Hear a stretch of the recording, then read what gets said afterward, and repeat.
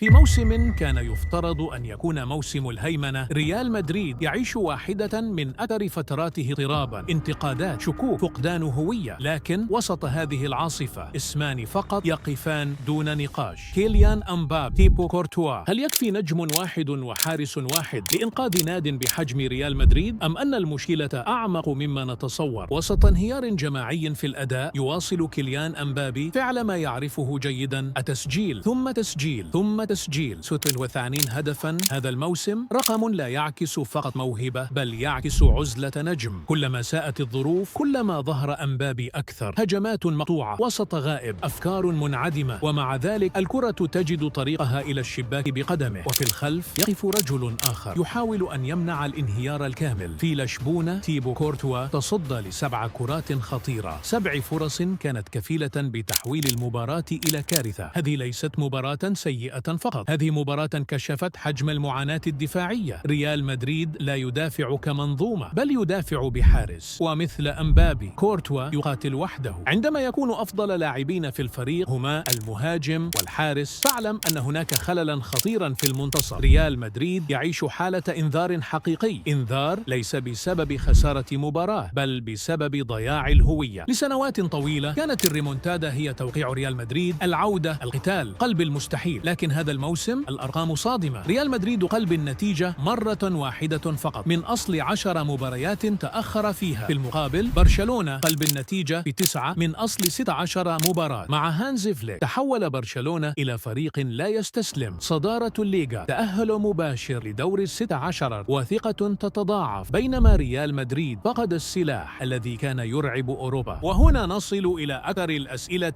إثارة للجدل: أين غونزالو؟ 5 أهداف في 2026، رابع هداف الفريق. ومع ذلك دكة بدلاء في مباراة بنفيكا. ريال مدريد كان متأخرا ويحتاج إلى مهاجم صريح، لكن غونزالو لم يدخل. المفارقة كلما سجل أكثر قلت دقائقه أكثر. منطق كرة القدم يقول: عندما تتأخر تشرك المهاجم، لكن منطق أربيلوا كان مختلفا. وفي زاوية أخرى من المشهد، إنتر ميلان يرسل مندوبين لمتابعة نيكو باز، لاعب خط الوسط لريال مدريد السابق الذي تألق مع كومو، سعره 85 مليون جنيه استرليني. لاعب خرج بهدوء وقد يعود كصفقة نادمة. ريال مدريد يخسر أسماء ثم يبحث عنها لاحقا بأرقام فلكية. ريال مدريد اليوم لا يعاني من نقص نجوم بل من نقص فكرة. أمبابي وكورتوا هما الضوء الوحيد في العاصفة، لكن السؤال الحقيقي: إلى متى يستطيع الضوء الصمود إذا كانت العاصفة أقوى؟